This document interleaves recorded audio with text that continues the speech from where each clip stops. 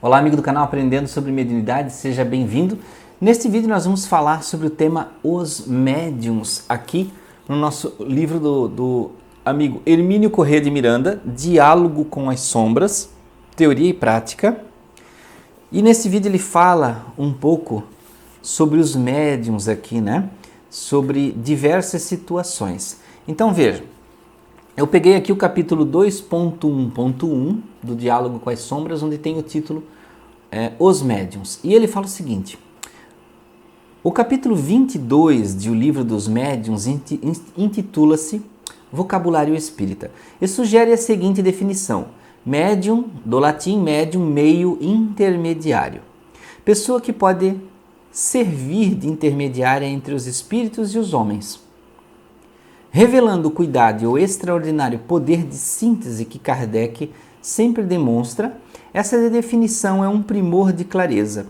Vemos por ela que o médium é uma pessoa, isto é, um ser encarnado sujeito, por conseguinte, às imperfeições e mazelas que nos aflige a todos e, portanto, tão propenso à queda quanto qualquer um de nós, ou talvez mais ainda, porque sua capacidade de sintonizar-se com os desencarnados o expõe a um grau mais elevado de influenciação. Então, olha só, o médium, ele está dizendo aqui, ele tem um padrão de influenciação muito maior pela mediunidade, né? Ser mais aflorada, ser mais ostensiva, ele é mais aberto, ele tem antenas mais abertas. Olha o que ele diz aqui. Sabemos, por outro lado, do aprendizado espírita, que a mediunidade, longe de ser marca de nossa grandeza espiritual, é, ao contrário, o indício de renitentes imperfeições. Representa, por certo, uma faculdade, uma capacidade concedida pelos poderes que nos assistem, mas não no sentido humano, como se o médium fosse colocado à parte e acima dos vis mortais, como seres de eleição. Tá? Então o médium não é especial, não é um eleito, não está aqui como um super ser, né? E ele continua, é antes um ônus, um risco, um instrumento pelo qual o médium pode trabalhar, semear e plantar para colher mais tarde ou ferir-se mais uma vez com a má utilização dos talentos sobre os quais nos falam os evangelhos. Lembram dos dons espirituais que Paulo falava? E que nós já fizemos um vídeo, né, sobre isso? Então ele explica o seguinte, que nós viemos com a capacidade mediúnica, proporcionadas pelos bons espíritos, por Deus, permitida, tá? E muito antes do que pensar, né, muito antes de pensar que nós somos um ser especial, temos que considerar que nós viemos para recuperar.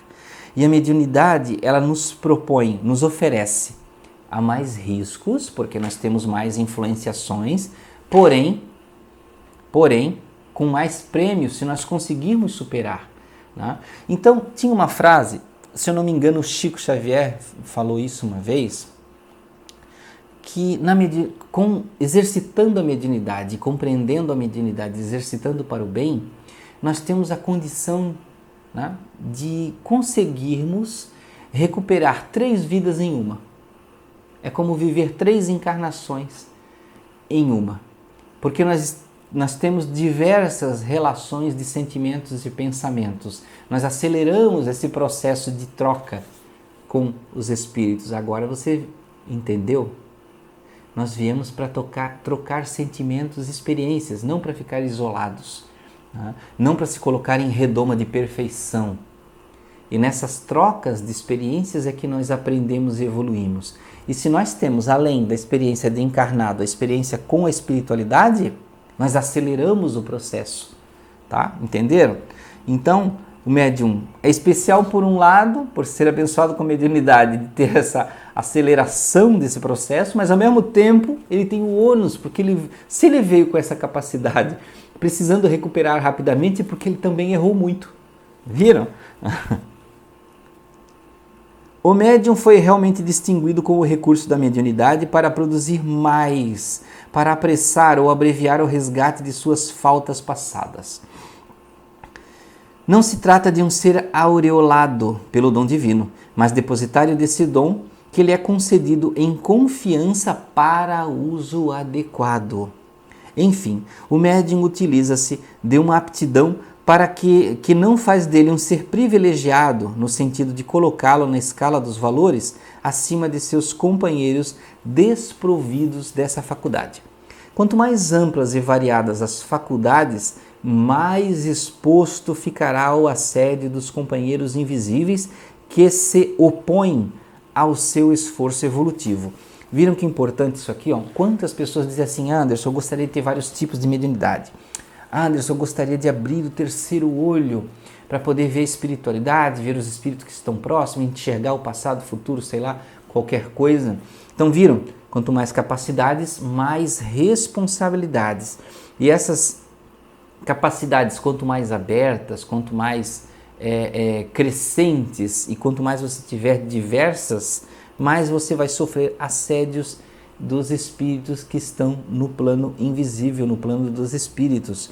Tá? Por quê? Porque vendo suas capacidades, vendo sua intenção de ajudar, usando das suas capacidades mediúnicas, eles vão sim se opor.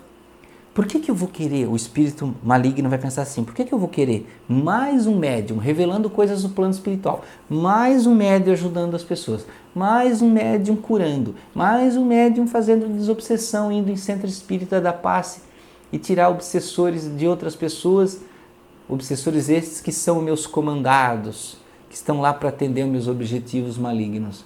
Eles sim vão querer assediar esses médiuns. Talvez alguns possam pensar assim agora: meu Deus, eu já achava difícil, agora é que eu não quero isso. Se eu tenho a possibilidade de ser assediada por espíritos malignos, você não vai ser, você já é. Todos nós somos assediados, direta ou indiretamente.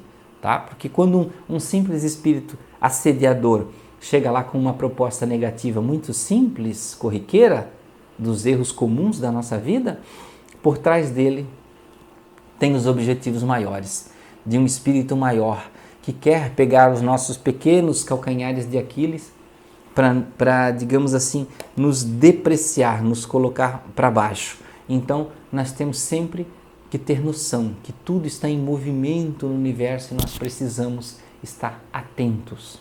E para finalizar, eu vou ler mais esse parágrafo aqui. De certa forma, isso é válido para todos nós, mas aqueles que dispõem de faculdades mediúnicas estão como se tivessem devassado o seu mundo interior a seres desconhecidos e invisíveis, que podem ser bons e amigos, como também podem ser antigos e ferrenhos desafetos ou comparsas de crimes hediondos. Então vejam, nesse pedaço ele finaliza aqui, que nós estamos sendo devassados o tempo todo por espíritos de um lado ou de outro, de um flanco da vida ou de outro.